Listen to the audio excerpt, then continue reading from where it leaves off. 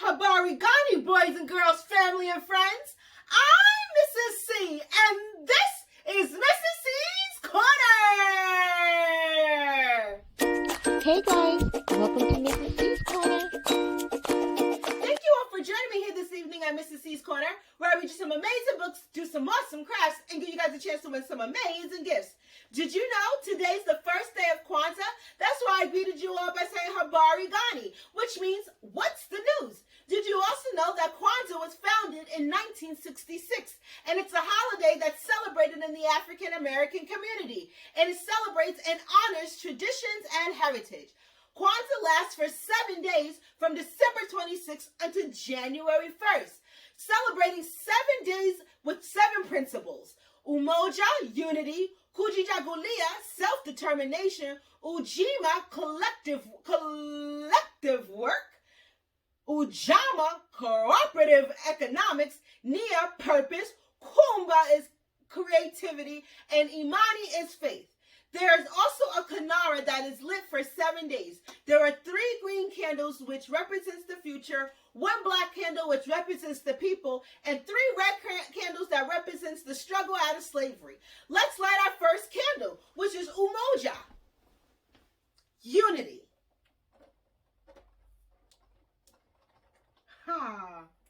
Perfect. Beautiful. And tonight's book is called Little Rabbit's Kwanzaa. But before I begin, I'm going to ask you to go ahead and like this video. And if you haven't already, please go ahead and subscribe to the channel and turn the notifications on. Y'all know the vibes. Let's get into this. Little Rabbit's Kwanzaa by Donna L. Washington, illustrated by Shane Evans. Let's get into this.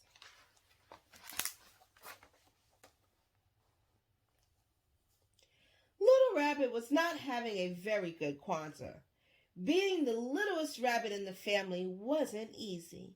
He couldn't remember the names of all the days, and he wasn't allowed to light the candles. His brothers and sisters made wonderful gifts to share. Little Rabbit was too embarrassed to share his gifts. He hated being the youngest. He was always in the way, and everyone told him he was too little to help. Aww.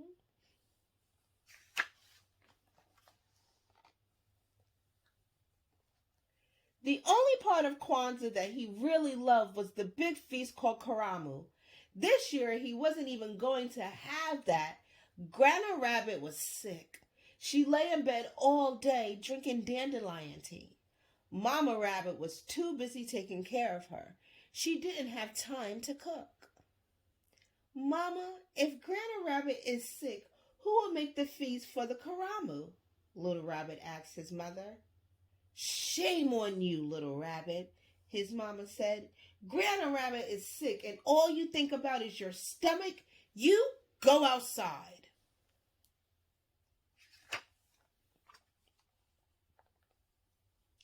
Little Rabbit hopped out and sat on the big tree stump. He really wanted to go and talk to Grandma Rabbit. She was very wise. Little Rabbit sat and thought. He thought about all the things his grandma said about Kwanzaa. Kwanzaa is a special time when we help each other. That's what Grandma Rabbit said. That's it, Little Rabbit jumped up and danced around. I'll bring Grandma Rabbit a special treat for Karamu that will make her feel better. Good idea.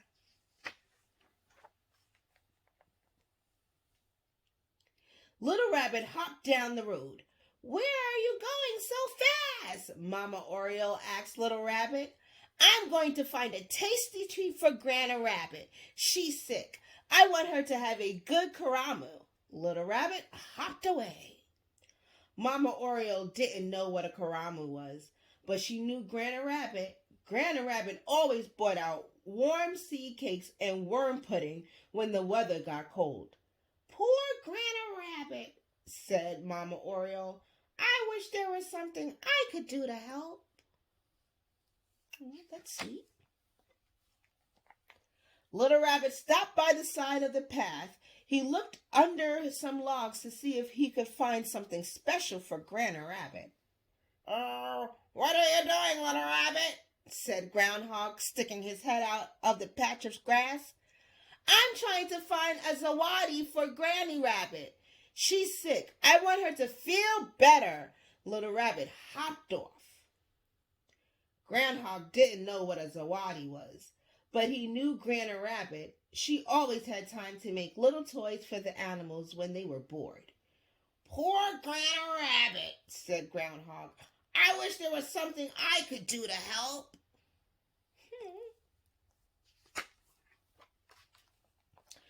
Little Rabbit hopped down the pond.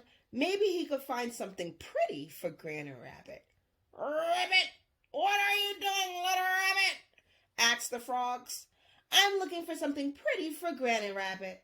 She's sick. She should have something pretty to hang on the wall at Kwanzaa time. Little Rabbit scratched an ear and hopped away. The frogs didn't know anything about Kwanzaa time, but they knew Granny Rabbit. She could paint beautiful pictures and write wonderful poems. Rabbit, poor Granny Rabbit, said one of the frogs. Rabbit, Rabbit, I wish there was something we could do to help. That's kind. Little Rabbit hopped through the field looking for berries. Where are you going, Little Rabbit? Mama Field Mouse asked. She was dragging all of her children behind her. Look at them. Granny Rabbit is sick, said Little Rabbit. I'm going to make sure she has a good karamu. I'm going to find as many berries as I can. Little Rabbit looked proud as he hopped through the meadow. Mama Field Mouse didn't know anything about a karamu, but she knew Granny Rabbit. Granny Rabbit helped out with the children when Mama Field Mouse had to run errands. Oh, poor Granny Rabbit, said Mama Field Mouse. I wish there was something I could do to help.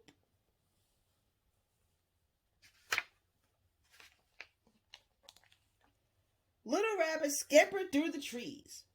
Good morning, Little Rabbit, said Papa Squirrel.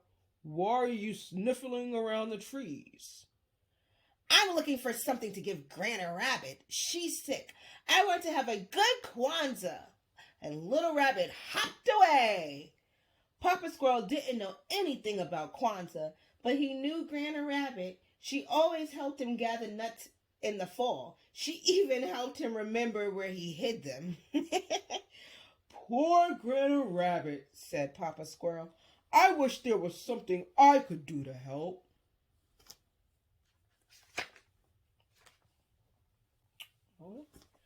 Little Rabbit spent the whole day trying to find something for Granny Rabbit. He searched as hard as he could, but he didn't find anything at all. He was very sad. I guess I am too little to do anything. As the sun was setting, he hopped slowly home. When he opened the door, he had a surprise. I wonder what it is. Wow, guys, look. Everyone was there. Granny Rabbit was sitting in the big chair with a huge smile on her face. The frogs had brought pink flowers from the lily pads. Mama and Papa Spider hung them from the ceiling like lanterns. Mama Oriole was conducting a fine chorus of birds. Groundhog bought little toys and gifts for everyone. Mama Field Mouse had gotten together with Mama Possum and Mama Raccoon to make a delicious feast. The air was full of excitement. Mama Rabbit served the plates and Little Rabbit ate until he thought he would burst. Wow. What a wonderful feast. After that, Papa Rabbit told funny stories about Brer Rabbit, Anansi the spider, and guinea fowl and mosquito. The stories made everyone laugh. Then Papa Spider plucked on his web strings. Cricket got out his fiddle and all the animals had a wonderful dance. Granny Rabbit taught everyone a new word, Harambe. She called out as her friends danced. It means let's pull together. We don't need anyone to tell us that, said Papa Squirrel. We already pulled together. Everyone laughed and shouted, Harambe! Harambe! Harambe! When the karamu was over, Little Rabbit sat with his grandma in the big chair. Why are you so sad, Little Rabbit? His grandma asked. Didn't you have a good time? Yes, Little Rabbit said quietly, but I wanted to do something special for you. Granny Rabbit just laughed. You silly rabbit, she said, hugging Little Rabbit tight. If you hadn't gone off looking for Karamu this morning, it never would have found its way here tonight. Little Rabbit frowned. But I'm the only one who didn't have anything to share. His grandma smiled.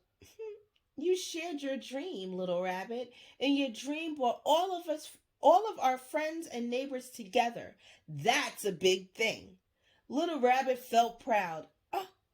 My dream did all of that? Yes, I'm not surprised though, said his grandma said. Why not? Little Rabbit said. Because I have faith in you. If you have faith, Little Rabbit, there's always hope. Oh, I'll try to remember that, said Little Rabbit, yawning. By the way, said Granny Rabbit, snuggling him close, this was the best Karamu ever. The end. Oh, guys, Harambe, everyone. You all did such a great job helping me read tonight. Thank you. Umoja, unity joining together as family and community. Well, guys, you hear that? You know what time it is. This is Z's 100 time. But before we go to punch out a new number, I want to go ahead and announce last night's winner to the awesome remote control R2-D2. It looks like we got mail. I wonder whose name is inside. I'm so excited. Drum roll, please. And tonight's winner is Private. Congratulations, Private. Please go ahead and send me your address at mccorner2020@gmail.com. That's mccorner2020@gmail.com. Congratulations. Okay, time to punch out a new number. I'm so excited. Let's go here. Whew. Number 26. I believe 26 is in here, darling. 26. Ooh, if you missed your chance the first time, you got a second time. We got another desktop drum set. This is cool for you or for someone you may know. All right, so tonight's question is, in the book Lil Kwanzaa, what was Mama Field Mouse dragging behind her? Once again, in the book Lil Kwanzaa, what was Mama Field Mouse dragging behind her? You know? If so, go ahead and comment the answer below, and I'll announce the winner of tomorrow night's video. Good luck! Well, boys and girls, family and friends, tonight has been absolutely splendid. Thank you all for spending the first night of Kwanzaa with me, Mrs. C, at Mrs. C's Corner. And remember to tune in tomorrow at 7:30 Eastern Standard Time. And remember, children, mind your manners, your P's and your Q's. Until next time, family, good night and farewell! Don't forget to email me at mccorner2020@gmail.com and follow me on Instagram at Mrs. C's Corner and also on TikTok at Mrs. Claus Corner. Thank you so much for watching.